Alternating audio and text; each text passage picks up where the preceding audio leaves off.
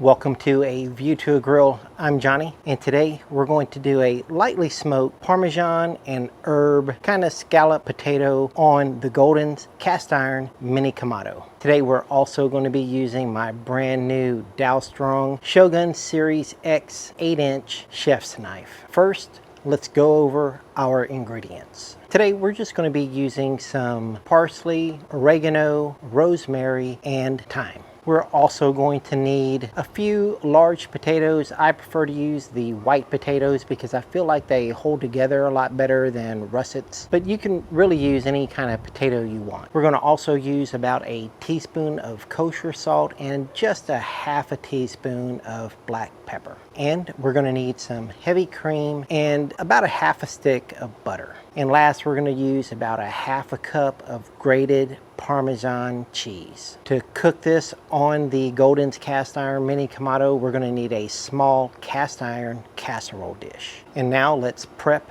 our ingredients. We're going to start off by just peeling our white potatoes. And next, I'm just going to use the Dow Strong chef knife to have all of these potatoes. And I like to keep a water bath nearby just to put the cut potatoes in so that they won't turn brown. Now, once we have all of those cut in half, we can then start slicing these up into about 1/8 of an inch slices. And as you can see, the Dow Strong 8-inch chef knife really goes through these potatoes like butter, and since it's so sharp, it's easy for me to keep a consistent cut all the way throughout the slicing process. Now put these slices back in the bowl, and when you're done, you should have something that looks like this. Let's slice our herbs. When slicing herbs with broad leaves like Italian parsley, I like to gather them up, roll them all into this cigar shape, and then pinching them tightly, I'll just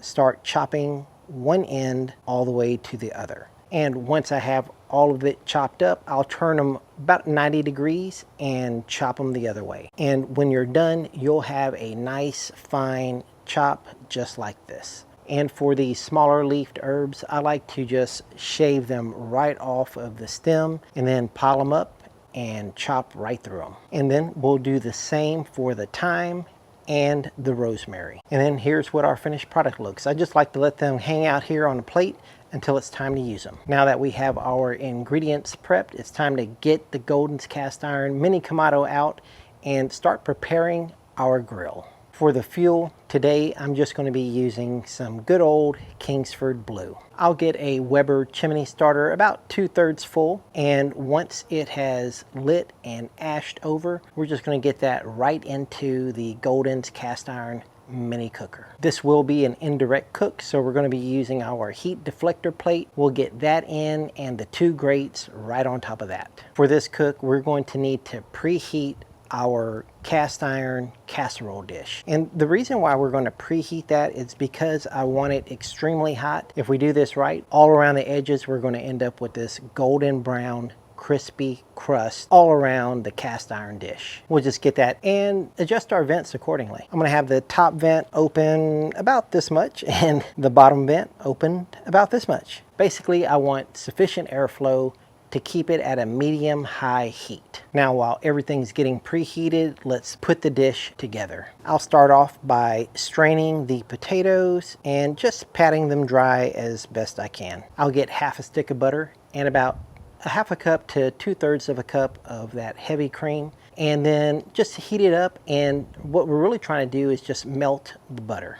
Next, I'll get the potatoes in a mixing bowl and then just start adding my ingredients. I'm going to throw the butter and cream in, and then right after that, we'll throw that plate of herbs in. And then last, we'll add the salt and the pepper. And then I'll just mix that by hand until all of the potatoes are coated with the milk, butter, and herb mixture. After about 10 minutes of preheating, I'll then take just a little pad of butter and just kind of rub that all the way around our cast iron dish just to make sure it's well lubricated, and we're going to try to keep the crust from sticking to the cast iron pan. Now we'll just pour our bowl into the cast iron and close the lid. After about 15 minutes, I'm going to check on it just to see where we are in the cook. and 15 minutes later, I'm gonna check on it again. Now I took a little taste test, and at this point, I do want to tint the cast iron pan because I wanna try to limit how much smoke I put on these because I don't really want an overly smoked flavor on these potatoes. And we're gonna let these go probably for about 30 minutes at this point. About 30 minutes later, the color is looking good. The edges are starting to get that crispiness all around. At this point, I'm just gonna go ahead and grate some more Parmesan cheese right over the top. I'm also not going to put the foil back over it. I want this cheese to melt, and if I can get some more crispy edges, then that's what I want. And I'm also going to try to get some more airflow in here. So I'm going to open up the bottom vent, open up the top vent, try to get that heat moving, cascading around the sides of the pot and crisping it up all the way around. Then about 10 to 15 minutes later, it's time to take that out. We have our crispy edges, and it is time to take that out. I'm just gonna garnish this with a little bit of chopped fresh parsley, dig my fork right in there, grab some out, and yeah, that's good. Now, if you haven't already, go ahead and hit the subscribe button. Thanks for watching A View to a Grill, and I'll see you guys next time. Take care, y'all.